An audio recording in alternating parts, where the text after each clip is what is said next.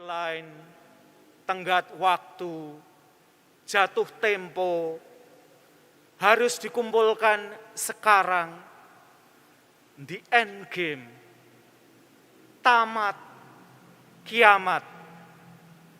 Kata-kata ini mungkin langsung masuk dalam benak kita ketika kita membaca 3 teks yang ditawarkan oleh gereja kepada kita sore hari ini. Teman-teman, anak-anak, para remaja, orang muda, keluarga-keluarga, para lansia, perkenankan saya membaca perikop-perikop yang ditawarkan ini dari perspektif para remaja, orang-orang muda. Mereka membaca perikop ini tidak seserem kita yang sudah dewasa, yang lansia membaca perikop ini. Saya punya seorang teman, usianya baru 16 tahun. Saya temenan di Instagram. Anda bisa cek nanti setelah Ekaristi. Akunnya adalah Alexandra, A-nya 2 di bagian akhir, _179. Dia siswi sebuah SMA di Jogja yang mentereng. Anak ini suka ikut banyak lomba, dari lomba bahasa Jepang, lomba nyanyi, kontes omong bahasa Inggris, itu semua bisa Anda temukan di Instagramnya. Yang istimewa adalah Andra ini tidak pernah memosting piala-piala yang dia rebut, padahal tidak sedikit piala-piala itu yang dia rebut dari ikut macam-macam kejuaraan itu. Dan tentu kisah Andra tidak sekedar tentang juara, tetapi bahkan juga tentang kekalahan-kekalahan dia.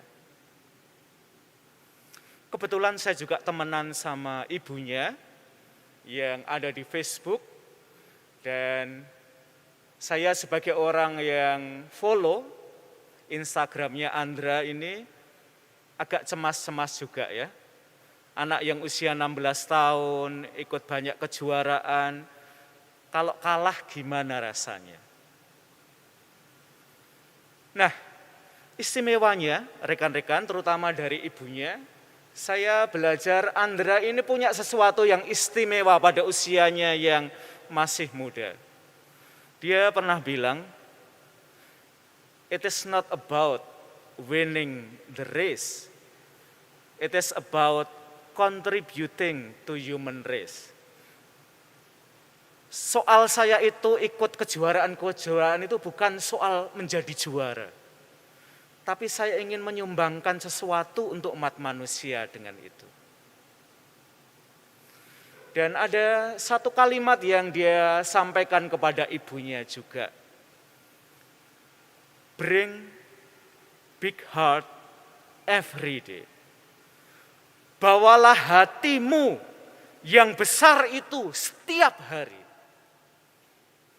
Andra, anak-anak remaja, orang-orang muda, tidak bicara tentang deadline, tidak bicara tentang tenggat waktu, tidak bicara tentang jatuh tempo, tidak bicara tentang kiamat, tidak bicara tentang tamat, tidak bicara tentang the end game. Mereka bicara tentang mengisi hari ini. Dan agar hidup kita bisa memberikan kontribusi kepada umat manusia, kita perlu membawa hati kita sebesar mungkin ke dalam setiap yang kita lakukan. Tidak kecil hati kalau kalah. Kalah itu biasa.